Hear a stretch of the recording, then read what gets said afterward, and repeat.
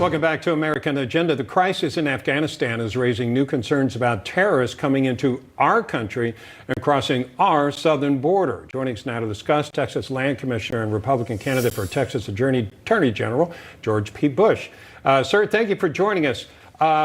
Give us a lay of the land from where you are in Texas. What kind of threat? I mean, already we know there are threats. There are a record number of people coming into this country. And now there's a further threat from elsewhere, possible, I guess. Well, Texans have long understood our porous and weak borders and really presenting itself as a national security threat, only heightened by what we're seeing in the Middle East, with over 200,000 apprehensions last month alone, and an estimate that for every person that's apprehended, that another person gets away. So if you do the math, we're looking at 2 million apprehensions this fiscal year alone, according to Customs Border Patrol, and perhaps 1 million that, quote, got away or through our borders. And so whenever I regularly receive briefings from our honorable Border Patrol officials, they share with me that upwards of about 70 different countries of illegals are coming to our country. So we can't just view this in the context of illegal immigration from Mexico and central northern triangle of American countries, but rather folks coming from all over the world, and something that we need to be vigilant about. Yeah, including people crossing over the border who are on the terror watch list, specifically was mentioned today by Congressman Mark Green, at least 2 or 3 from Yemen.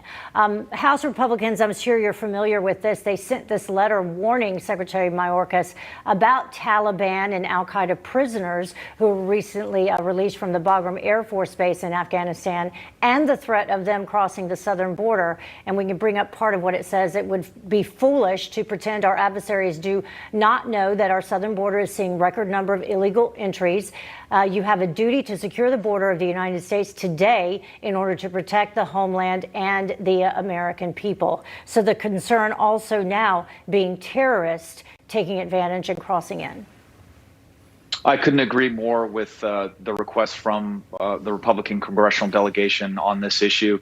I happen to be a veteran myself in Afghanistan, and happen to spend time at the Parwan detention facility, where over 5,000 of the most seasoned operatives on their side clearly want to exact revenge. And if you were designing an architecture by which you would exact revenge on our country, our weak and poor southern border would be one way in which you can do that. So this is another call to the White House to stand up and do your job, come to the border, visit with Border Patrol officials, finish the Trump wall, but also leverage technologies of today that could help us better interdict the transit routes that drug cartels are using, not only for narcotics, but for human trafficking.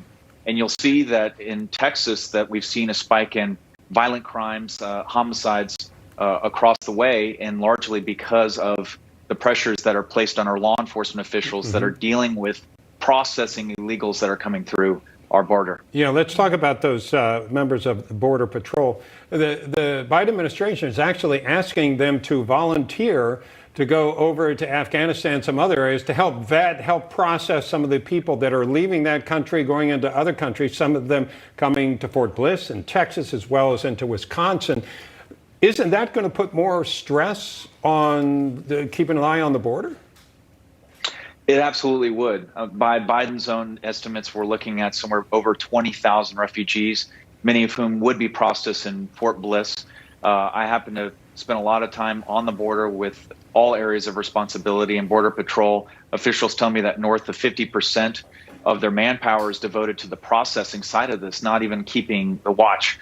We're also seeing some reporting from BBC that an individual that was on a no-fly list, one of our terrorist watch lists that we share with our friends over at NATO, actually made one of these evacuation flights to the UK. So we need to really focus on the vetting of the folks that we're bringing in. Look, I think we can agree or disagree in terms of which refugees should come in and which helped us downrange when we were fighting this fight. But my hope is that the vetting is there and that we have a surge of resources that are going to help our Border Patrol officials deal with the crisis on the ground. Can we just get a final word from you? Your thoughts, having served, as you mentioned, in Afghanistan, what you're seeing transpire there today, and the Taliban dictating or seeming to be dictating what we're doing? Our commander-in-chief has let us down. all of us who have served and worn the uniform. I think he let down Gold Star families. I think he let down the American people by not leveling with us in a transparent way. Look, we can all agree and disagree in terms of withdrawal, but the way that he has done this has neglected the professionalism, the precision, the honor, and the duty by which military officials put into this 20-year war by thinking through how we do this the right way and in a surgical way that we've done all along throughout this process. So I'm disappointed in our commander-in-chief, but he can still save the thousands of American citizens that are behind enemy lines right now and get them to safety as soon as possible. Have people that you know in Afghanistan reached out to you personally? Because we're hearing stories about people individually, a lot of veterans here doing their part from here to get people out. I'm working in this. I used to work in the special operations community, and we worked with a lot of Afghan commandos and interpreters who are fearful for their families and for themselves. There are great nonprofit groups for those of your viewers that are interested in learning more out there that are helping to get some airlifts out, because if this president follows through on his commitment to withdraw, and it looks like based on your reporting that's going to happen this week, then there's very little time left for those of us, for those of them that helped us out, in addition to the American citizens that so desperately need to get out. Yeah. All right. Well, George P. Bush, thank you obviously for your service and everyone else, and thank you for joining us. God bless. Right.